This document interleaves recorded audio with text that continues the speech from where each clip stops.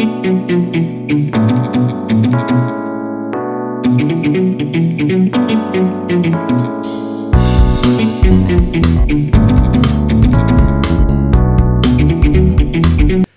is back with us. Sam, is this all better now? I think so. Is my mic freaking out or no? Wonderful. Good. No, sounds great. But yes, we are. Sorry about that. I don't know what happened there. Yeah, it happens. We have been besieged by gnats here. It's a war at this point. We've got like apple cider vinegar traps all over the place. We have the traps, and then we have the little like stuff that goes in the traps. We've just opened those up, and like hopefully the gnats will go and they'll go, oh hey, is that apple juice? And then die. Drains. We have the exterminator come twice, but right before the break, one flew in my nose, and I thought I was going to have a stroke. But I'm okay. I've made it through. I'm alive. Good deal. Yeah. I don't know what happened. This mic, I don't know why it was freaking out. I've had it for a couple of years now. This is actually the one the Athletic sent me when I started doing podcasts there. And then I couldn't hear you in my headphones. These are headphones that I bought, but I don't know. As long as we're up and running, we're good. It's Friday. Yeah. It's Friday afternoon. You know? It is. Sam, are you going to make your way to A&M and LSU tomorrow? Yeah, I'll be there tomorrow night for sure, front and center, Kyle Field. Okay, so saw a stat this week, A&M 0-8 against LSU when they've played as ranked opponents. It might have been from you, as a matter of fact. I think it might have been. So that is not great for the Aggies. What makes this one different? I don't know that it will be. I do think that this team is a little bit more disciplined. I think it plays a cleaner brand of ball than we've seen the last few years. I don't really want to draw conclusions about what happened in the Kevin Sumlin era because they didn't beat LSU the entirety of the Kevin Sumlin era. So that's where a lot of those matchups came in because A&M was ranked in a lot of those games and ended up face planting just because they could never get over the hump. It wasn't until Jimbo Fisher's first year that they ended up beating LSU in that 7 overtime game. They went 74-72. So I don't know that you can draw a lot of conclusions from it historically. I think the biggest thing is that LSU has just been more talented. It's just been a better team typically than A&M in most cases. But this is now, I think, a little bit more evenly matched in that LSU is still a really good team, a top 10 team, but I think A&M is still really talented. I think you guys talked about it earlier this week. There's still some lingering talent that came from some of those highly ranked recruiting classes there. They did a really good job in the portal this offseason, and they seem to have a really solid identity that they found both defensively and offensively. I think what they're doing with the offense and Colin Klein and Connor Wegman and all that crew has been solid, and I think defensively that's really what they're hanging their hat on. And I think more than anything, this team defensively is going to be able to keep itself in the game, I think. Yeah, I'm just very impressed with what Mike Elko has done already. They clearly needed a refresh there. Like, it just culture-wise, all of that, it just they appear to be, kind of back to the A&M we knew a little bit. Now, do you think that there's a talent gap at all between these two teams, or are they about even right now? No, I think it's fairly similar. I think you may give LSU the edge a little bit just because they have continued to recruit at a high level, year after year after year, and they so often get not just the best in their own state, but they're able to come and get some big time guys from the state of Texas as well and other parts of SEC country. So if there's a talent gap, I don't think it's a very big one. It's certainly not one that's insurmountable for A&M. I think people forget how many high-level players are still on this A&M roster, particularly on the defensive line, and they shorted up. If there's a spot that I would be curious or that I would say that there is a little bit of a talent gap, I think it's probably at the skill positions offensively. I think LSU is just a little bit better at the offensive skill as a whole than A&M is at this point. But you talk about like defense and other spots, I think A&M holds it pretty well. Baylor put up 59 against Texas Tech last week. It's like everything that's been like left on the table all year just came out last week in Lubbock. The second win in a row they've had in Lubbock, a place that before they started playing at AT&T Stadium, they really didn't ever play well there historically. And now Dave Aranda's done well in his 2 trips out to Lubbock. Oklahoma State comes in reeling, made a quarterback change that was going to work. Then Garrett Rangel gets hurt. This is a battle of 3 and 4 teams. Is Baylor legitimately on the up if they can win this one? And where is Oklahoma State right now? Can they, even having to go back to a quarterback they decided to bench, can they really get anything going?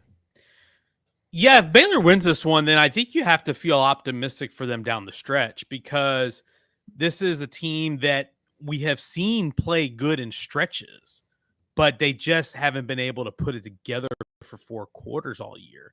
And finally, against Texas Tech, that's what we saw. We saw 4 good quarters of football they strung together. It wasn't, hey, we played good for the first half and then we gave up a double-digit lead, or we sleptwalked through the first quarter and a half and then came back into it. They actually played really good ball. And the play that Sawyer Robertson has had in this offense under Jake Spavital, you look at his touchdown interception ratio, I think it's 14-3. I think it's the second best touchdown interception ratio in the Big 12.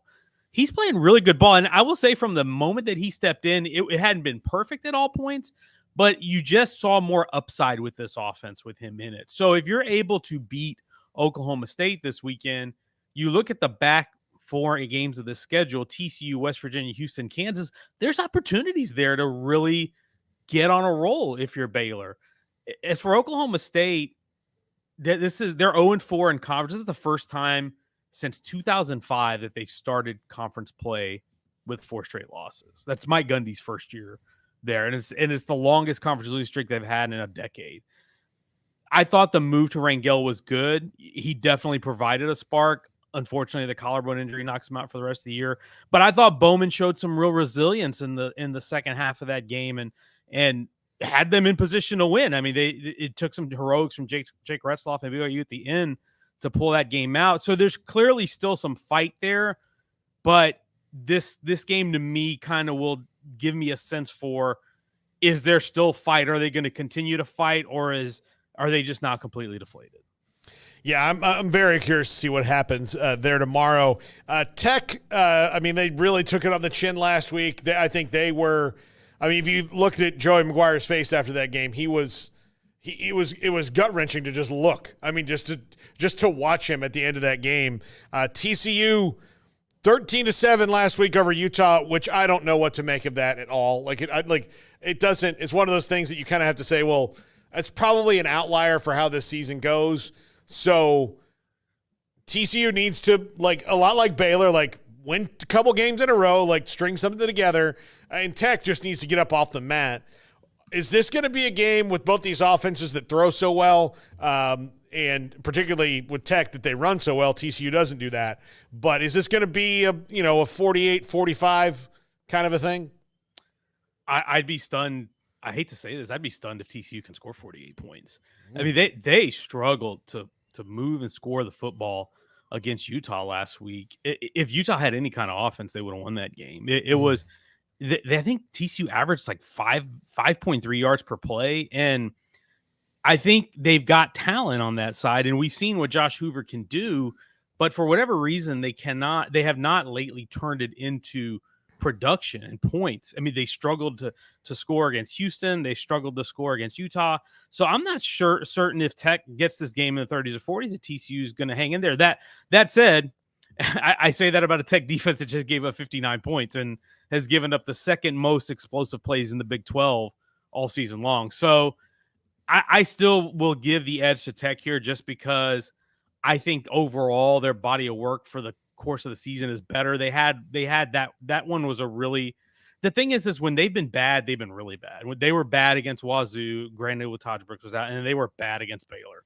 But outside of those two, they've actually played decent ball, whereas TCU, I feel like, has just the vibes just haven't been right. And I know they won that game. I think that was much needed for them, but I'm not convinced that they're fully out of the woods yet. Now, if they beat Tech, then okay, maybe you can build on this, but I'm still not all the way convinced yet on TCU. TCU is 7-point favorites right now in this game, and that it is wild. I mean, maybe we don't know something about Tech right now.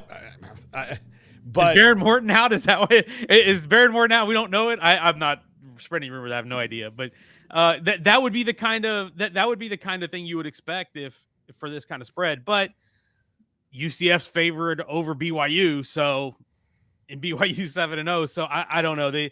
Vegas is a lot smarter than us because they make the money. So yeah, absolutely. How critical are the next couple of weeks for Neal Brown? gosh, I wonder if we've gotten past that point. The vibes there are so bad right now, just because of not just that they've lost, but in the way they've lost at times. And I think it goes all the way back to backyard brawl in the way they lost that game early in the year. But he needs a strong finish, and they've got, with the road game against Arizona this weekend, this is an opportunity. It's a long trip for them, but they've got to pull this one out. And then you look at the back end of that: Baylor, UCF, Texas Tech. You got to at least get to a bowl game if you're West Virginia, if you're Neal Brown. Can they do that? I think they can, but again, I don't know that they've played consistently enough to convince me they can do it. So yeah, this back half of the schedule is critical for him. It's critical for that program. But just between the way they've lost some of these games and some of the comments that he's had, which I don't think are bad, it's just the way the fans are taking them. It's the way you view things. When things are great, then it's all well and good, and when things are not, then people are going to nitpick everything you say. So this is such a big stretch for him and for this team. Yeah, when he's saying, did everybody have a good time, that's not coach who's thinking about, better ways to win the game. He's just trying to deflect at that point, because he doesn't have answers either. And maybe I like Neal Brown a lot. I thought after last year he had kind of, reinvigorated it. But, Sam, they've never really, in these last 2 years, they've not really beaten a good team. And they haven't necessarily lost to, this year they haven't lost any bad teams, so that's good. But they're not beating good teams. And if you have a schedule, especially now with 16-team leagues, anybody can do this. You're going to have a great year and have a schedule that only included a couple of really scary teams. And then you can the next year it comes back around and your schedule is completely full of tough games, which West Virginia has this year, and then it shows. Yeah, and the thing is, too, I think their schedule has been tough. I think each of the last 2 years, they've played 11 Power 5 teams in their 12 regular season games. I don't know of any other teams that are doing that. So, and I commend them for it in that those non-conference Power 5s are really good games, and they kept the backyard brawl, brought the backyard brawl back, which to me is important, and I think it's critical, but it can work against you because you don't get to beat up on an FCS and a couple of G5s before you get to your conference schedule, which in the Big 12 is still pretty tough. And so on one hand, I admire him, but on the other, it's worked against him a little bit. Yeah, for sure. Colorado and Cincinnati this week. Do you think Cincinnati has a chance to hang in this one, or is Colorado maybe hitting their stride? No, I think Cincinnati does. I've really been impressed with what they've done in year 2 under Satterfield. I did not have high hopes for the Bearcats coming into this year, and I would even stand to reason that a lot of the fans weren't super optimistic about it. But I know they felt really good about Brennan Sorsby when they brought him in, and he's a multi-year guy. He'll be there for a few years. And I think they were looking at him long term as hey, this guy for the next couple of years is going to be really good. But he's been great right out of the chute and has played some really good ball for them throughout this season. And he, to me, gives them a chance. That said, against Colorado, you've got to cover their skill, man. They're so skilled offensively. Shedeur is such a playmaker, and he's so clutch in the big moments. They're a really tough team to take, and going on the road, and it's a late night game. The crowd's going to be rocking. It's a tough spot for Cincinnati for sure, but these are two teams that have earned their place where they are right now, and the winner of this game is going to be very much in the mix for going to AT&T Stadium, as we head into November. And who would have pegged that at this point? Who would have, at the start of the season, who would have said Colorado and Cincinnati would be a pivotal game on the schedule on October 26th? Yeah, absolutely. Does Kansas have a chance to beat Kansas State? Yeah, it's a rivalry game. I mean, if they play like they did last weekend, granted it was against Houston, who's at the bottom of the conference, Jalen Daniels finally looked like Jalen Daniels to me. And so if you can get that, if you can get Devin Neal going the way he did, then it's a rivalry game. You got a chance. That said, this K-State team has dominated this rivalry for quite some time. And I think they're continuing to play better. I think you start to see I think Chris Kleiman teams every single year, they have a hiccup in the first half of the season, and then they just get better, and they quietly get better. And I think we're hitting that point in the schedule where they're starting to really, Avery Johnson starting to hit his stride. He had almost 300 yards passing last week. So you can feel them really getting. I still think K-State will win this one, but no, it wouldn't shock me if this game is interesting at the end of the day, just because in-state rivalries, man, you never know. Can Vanderbilt pull off another one?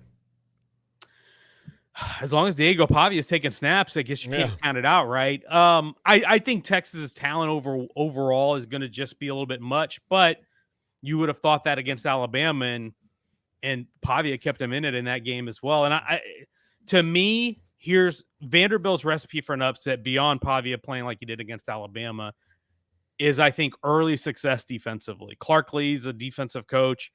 They've done a pretty solid job there. And Texas has had some slow starts lately. They had a slow start against Red River. They had a slow start against Mississippi State. They had a slow start last week against Georgia. It finally came up to bite them against Georgia. And I thought they bounced back really well in the second half. But if they start slow again and they have 3 or 4 empty possessions to start the game, and Vanderbilt's able to capitalize on that, and it's on the road, and you're in this makeshift stadium that's got construction going on, and who knows? But at the end of the day, I still think Texas is a better team, and I think they will respond. I thought last year when they had their one hiccup against Oklahoma, I thought they responded really well, and they finished out pretty strong. But no, Vanderbilt's a top 25 team for a reason, and so if they're in it, I wouldn't be stunned. Sam Kahn of The Athletic. Sam, Garrett will be at the game tomorrow, so you can I get break bread with him. I don't know what they're I've not gotten to cover an A&M game since they moved into the fancy new press box on the other side of the stadium. Well above, like, it feels like you're in a skyscraper when you're in there. When it shakes, it's not very comforting. No, I don't like that. No, I would assume not. The other one shook too. I mean, which wasn't that. It just wasn't, I'm sure, that bad because it's, and that's the thing is when they built the new one, I was like, well, it shouldn't shake anymore, right? No, it still shakes. when they play the war hymn at the start of the fourth quarter, or they do the introduction with power, or if they play Mo Bamba on third down, that thing is shaking. And I'm just a little uncomfortable with being nine stories high in the facility that I'm in shaking. Like, that just doesn't sit right with me. But it's all really cool. Like, it's part of the cool atmosphere that is at Kyle Field. Yeah, they're like, why would we take the loop-de-loop out of the roller coaster? No, it's the of course people get stuck upside down sometimes, but we're not taking that out. I mean, that's dumb. Why would we do that? Sam, enjoy the game tomorrow. We'll talk to you next week. Thanks so much. Take care. Sam Kahn of The Athletic.